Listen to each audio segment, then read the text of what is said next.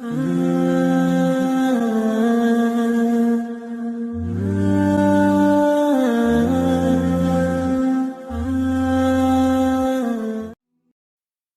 تکلیفیں ہمارا امتحان لینے نہیں بلکہ اپنے ساتھ جڑے لوگوں کی پہچان کرانے آتی ہیں۔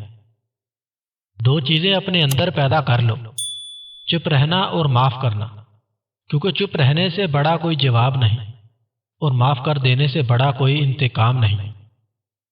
بات علم سے کرو، طاقت کا سہارا نہ لو، کیونکہ طاقت کتنی بھی بڑی کیوں نہ ہو، علم کے آگے چھوٹی ہو جاتی ہے۔ کامیاب لوگ اپنے فیصلوں سے دنیا بدل دیتے ہیں اور کمزور لوگ دنیا کے ڈر سے اپنے فیصلے بدل لیتے ہیں۔ وہ بندہ دولت، عزت اور صحت کی خواہش چھوڑ دے جو بخیل ہے اور ہمیشہ اپنے حق سے زیادہ کا امیدوار ہے۔ دولت کا مستحق صرف سخی انسان ہے۔ جب کوئی شخص خود اپنی تعریف کرے تو اس کا وقار ختم ہو جاتا ہے۔ دوسروں کے سہارے زندگی بسر کرنا قرآن کی روح سے کافری ہے۔ زندگی کا راز یہی ہے کہ جہاں رہو، جس حال میں رہو، خوش رہو، مطمئن رہو۔ آج کا انسان اپنی روزی کی فکر میں رزق تلاش کر رہا ہے اور اپنے رازق کو بھول بیٹھا ہے جو اسے رزق دیتا ہے۔ جب شاعر کی آنکھیں کھلی ہوتی ہیں تو دنیا کی بند ہوتی ہیں، اور جب شاعر کی آنکھیں ہمیشہ کے لیے بند ہو جاتی ہیں تو دنیا کی آنکھیں کھل جاتی ہیں۔ غلامی بہت بڑی لعنت ہے۔ غلامی زبان سے وہ کچھ کہلوا سکتی ہے جو انسان نہیں کہنا چاہتا۔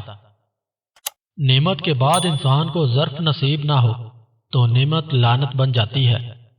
آج کل تعلیم زیادہ ہے اور علم کم، جبکہ پہلے زمانے میں علم زیادہ تھا اور تعلیم کم۔ انسان کو ہمیشہ یاد رکھنا چاہیے کہ نیک عمل کبھی ضائع نہیں ہوتا۔ جو شخص اپنی عظمت کے گیت گائے وہ کبھی عظیم نہیں ہو سکتا۔ میں تمہیں مومن کی نشانی بتاتا ہوں، جب اسے موت آتی ہے تو اس کے ہونٹوں پر مسکراہٹ ہوتی ہے۔ اپنی تاریخ کو محفوظ کرے اور لازوال بنے، گزرے وقتوں سے نئی زندگی حاصل کرے۔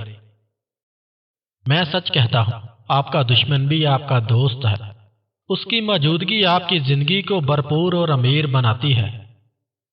مصیبت ایک عطیہ خداوندی ہے تاکہ انسان اپنی زندگی کا مشاہدہ کر لے۔ وہ بندہ کبھی ذلیل نہیں ہو سکتا جس میں یہ ایک خوبی ہو کہ وہ عشق رسول ہو۔ عشق رسول دین بھی ہے اور دنیا بھی۔ اس کے بغیر انسان نہ دین کا رہتا ہے نہ دنیا کا۔